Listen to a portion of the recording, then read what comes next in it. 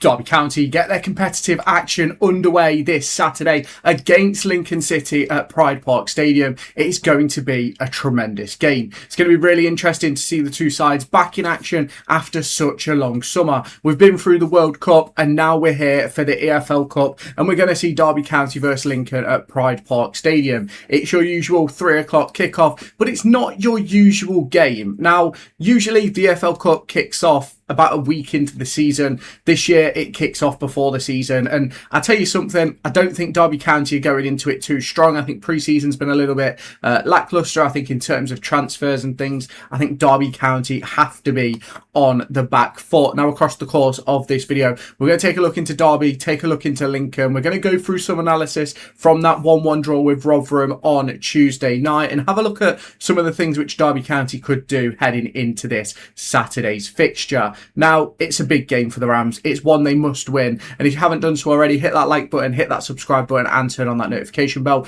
This is the Derby Digest Extra. Let's digest it. Now, for those of you who haven't done so already, make sure you go and check out the brand new Philip Bilbier documentary, which I've posted over on the main channel. That will be linked down in the description. Now, one of the most important things that I think we have to look at heading into this game is Derby County's lack of squad depth, in my opinion. I think we're lacking in terms of many key areas, and I think when you go and look at Derby County's side, although the squad isn't necessarily awful, I think some of the players that are going to end up being involved on Saturday aren't players you particularly are going to want around the first team. Like, you could potentially see Ryan Nyambe within the squad. He's probably not going to be involved long term. Kenzo could be involved in the squad. You look then, Corey Blackett-Taylor, Dajaune Brown, Lars-Jørgen Selvesen, 4 players in my opinion, who shouldn't really be anywhere near the squad in terms of the long-term picture for me. Now, in terms of Lincoln City, obviously got promoted, had a really good season last year. They've got some really good players in their ranks, and it's going to be interesting to see how they set up this season. Obviously, last season they were very much known as one of the teams who sort of lack possession, but are very effective going forwards. Derby County will be seeing the return of Sonny Bradley this weekend. I think Callum Elder's joined them as well. Yes, he has.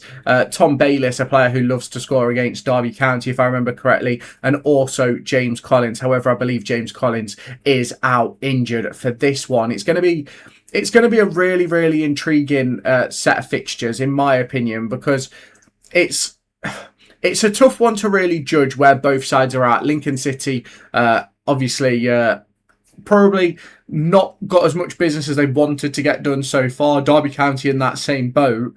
The benefit that Derby County have is that they're going to be at Pride Park, which is really important, in my opinion. That home advantage to start the season for me is one of the most important things that you can look for. Now, if we go and look at the head-to-head of the two sides heading into the fixture this weekend, it falls 2 wins, 2 draws and 1 win for Lincoln, with Derby County getting 2 wins in the EFL Trophy and also in League One. But obviously, if we go back to September of 2022, this was the game which pretty much saw the end of Liam Rosenior's tenure as Derby County manager. They had Cole Rushworth in goal, who is now a Premier League goalkeeper. They've got some really good players in there as well. And you look at the Derby County side on that day, it's a very different team. There is not a single player from that day for Derby that is still there, apart from Craig Forsyth, who just never seems to disappear. Now, obviously, Derby County over the course of the last 24 hours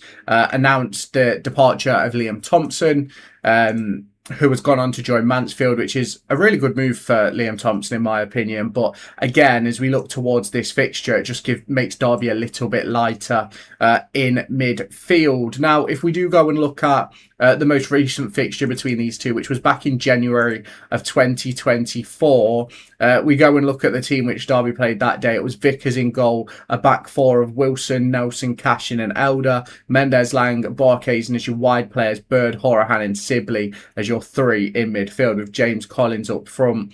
A massive turnover for the Rams as they have obviously made that progression into the Premier League. The big question will be, can the Championship, my apologies. The big question will be, can Lincoln City follow through with that? Now, I believe that there's a very good chance Derby County win this game. The big question for me will be is whether they can actually put together a proper team, if that makes sense. I think at the moment, you look at what's in the building, I think we're lacking in so many key areas. Now, we're going to now jump into a little bit of an analysis in Derby County versus Rotherham from the other night, having a look at some things that maybe could potentially happen heading into this weekend. So if you haven't done so already and you do enjoy this content, make sure you hit that like button, hit that subscribe button, and let's get into the analysis. Right then, ladies and gents, let's get into the analysis then. You'll probably see the top of my head more than my face, but we'll dive into some clips from this game. Some really, really good stuff in this game. Although, don't get me wrong, the result wasn't necessarily what we wanted to see. I felt as if the performance is getting there. It's still very, very early for me in terms of pre-season. I know we've played 4 or 5 games.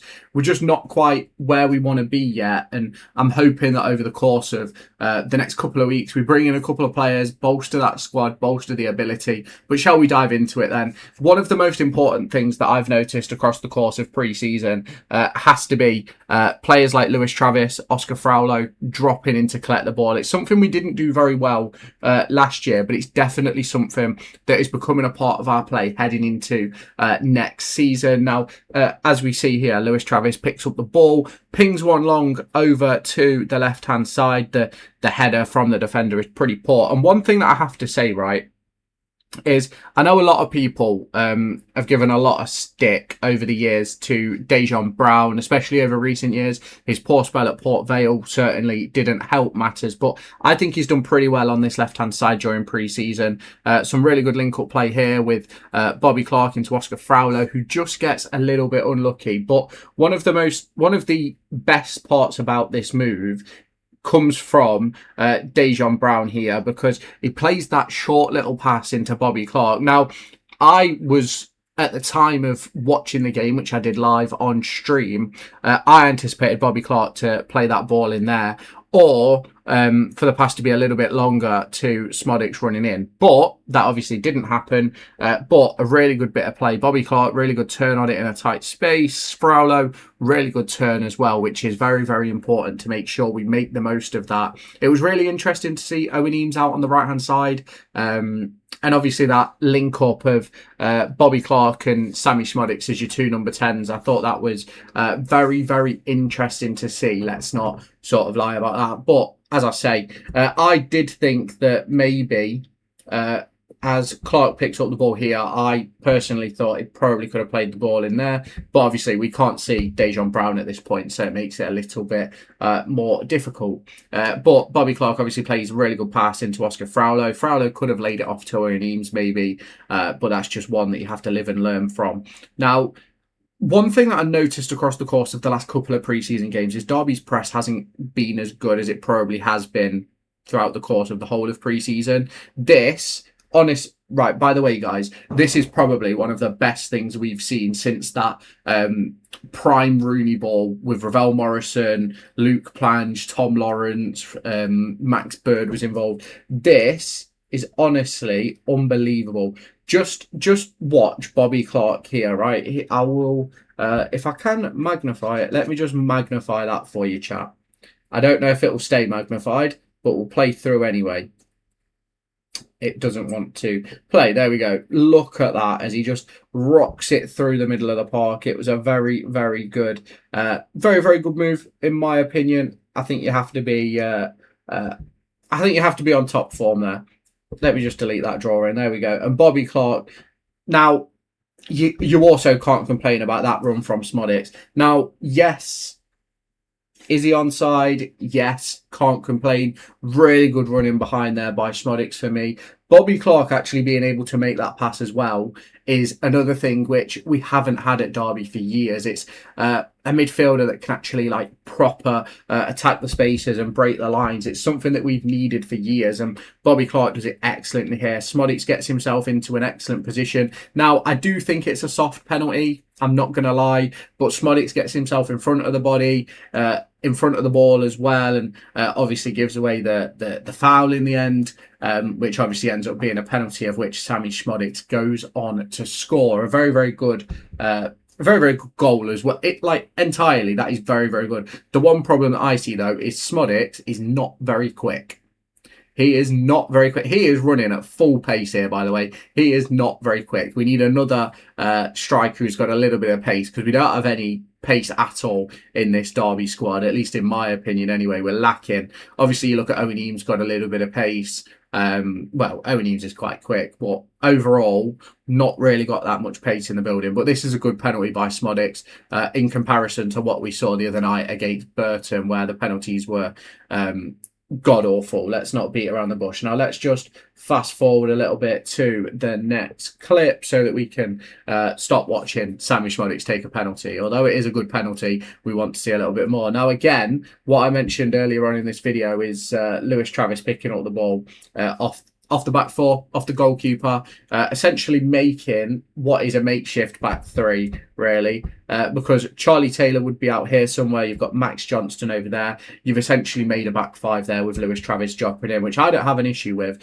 You've also then got Szmodics, I think that's Fraulo, and that's Bobby Clark, sort of making a midfield triangle, which is very important. You'll have Owen Eames out on the right as well, which again, I think is really important to make sure we've still got that width. But something I like to see is seeing Lewis Travis picking up the ball. Some really good interplay across the course of this game. Now, it wasn't perfect, don't get me wrong. And as you can see here, because Travis dropped into that back three, you've then got Szmodics dropping deeper, which then you have Clark and Eames as your two highest forward. Not necessarily the players you want to be as nines. You'd probably want Carlton Morris in that position. But again, nothing wrong with it. And obviously, Charlie Taylor, Matt Clark, Sondre Langas, Max Johnston. There's your back four. You've then got Lewis Travis in there, Sammie Szmodics, Oscar Fraulo, Owen Eames, Bobby Clark, and then Dajaune Brown is somewhere out here. To be honest with you, the shape isn't perfect, to be completely honest. But knowing that you've got that ability to have Bobby Clark and Owen Eames both step into those forward roles, and you've still got the width with Max Johnston. You've got Charlie Taylor out here. I think you've got Dajaune Brown over here somewhere underneath my head if I just move over here. It puts you in a really good spot for me. It's what I like to see, making sure you've got bodies forward, you've got players getting on the ball and wanting the ball. And again, very, very good to see. Now, there's obviously bits and pieces which aren't perfect. It's good ball forward by Szmodics, and it's then whipped in by Max Johnston. Falls to Dajaune Brown on the edge. Szmodics takes a whack, deflection, win the corner. Decent. You can't complain. But again, the important thing about this was that Dajaune Brown held his width. If we get to here, Dajaune Brown was on the edge of, if I just move, Dajaune Brown was on the edge of the 18 when that ball comes in, which is very, very important. Very, very important to see a player in that position, especially in the way that we want to play this season. It's making sure that you've got bodies in all the right areas, and Dajaune Brown then does an excellent job of winning the ball back, essentially, getting it to Szmodics. Although it wasn't the most perfect pass, it was good enough for me, and I'm very, very impressed by what I've seen from Dajaune Brown this pre-season. Obviously, a lot of speculation and rumours in regards to a move to Rochdale, but we'll wait and see what happens with that one. Now, I have a massive problem with this man right here, Jakub Widell Zetterström. I have a massive problem. I'm not sure if this is the clip. We will take a look, and if it is, we'll move on to it. But plays the short ball out, not a problem with that. But then this is your problem. This is your problem. Someone please tell me, right? Someone please tell me, in what world is Lewis Travis open? Let me just highlight Lewis Travis. That's Lewis Travis. In what world is Lewis Travis open? If I'm Jakub Zetterström, I'm fuck off. Obviously not there. All the way up the pitch, gone. That's what I'm doing personally. At worst, I'm going out to Langas. I am not playing a ball through that space there when Lewis Travis is covered. We can even magnify it. Now, I know that they have to think in the moment. Don't get me wrong, I'm looking at this secondhand with being able to pause it, but I've said it at the time. I had no idea what this plan was. Lewis Travis is quite clearly not going to win that ball. And I don't know what Zetterström's thinking. I honestly don't. He got very, very lucky there. Very lucky. And I love Zetterström. I think he's a very good goalkeeper, but that was diabolical. And he does it again later on in the game. He does it again where we go on and concede. And again, it's another conversation of why are we trying to play that pass when it's not on? It just isn't on. Like, it's not difficult, really, to see that the pass isn't on. It really isn't. Now, Charlie Taylor had a bit of a 50-50 game. I think he had some really good moments, had some really sloppy moments as well. That's one of the sloppy ones. But I think you have to give him credit where it's due. He's not really played that many minutes during pre-season just yet. Now, let's carry on with this clip then. Ends up being a free kick, which, to be fair to you, I don't have an issue with Charlie Taylor giving away that foul. It was just a little bit sloppy. Thankfully, nothing came from the foul in the end. It was a really good delivery, though. Good opportunity for Rotherham. You don't really want to give those opportunities away. Lewis Travis gave away similar opportunities in competitive games. I think the most notable one was Blackburn last season, where Travis gave away a foul that just didn't need to be a foul, and it caused an issue. Now, let me just talk to you about something, right? In that first half, we played with essentially 2 10s in Sammie Szmodics and Bobby Clark.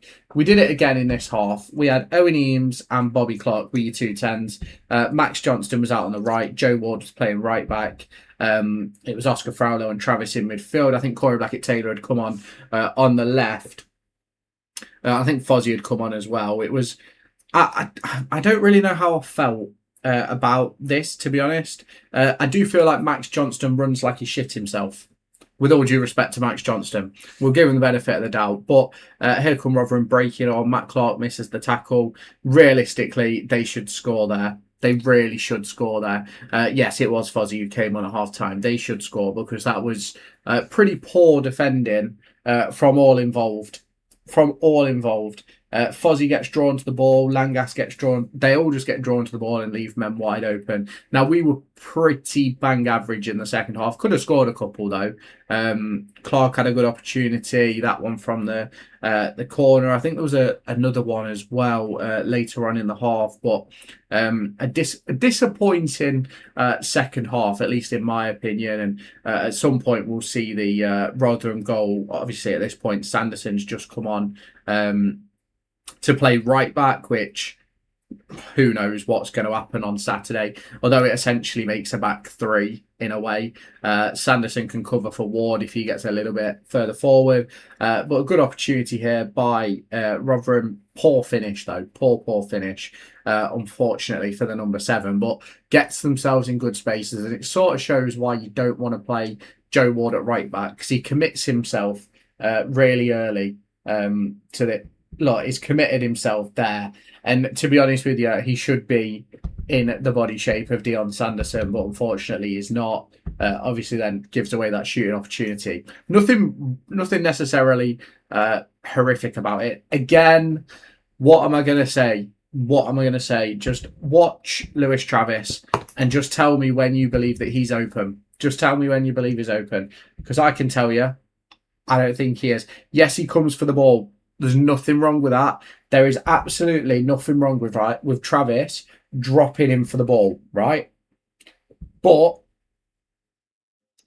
Zetterström, he is not on.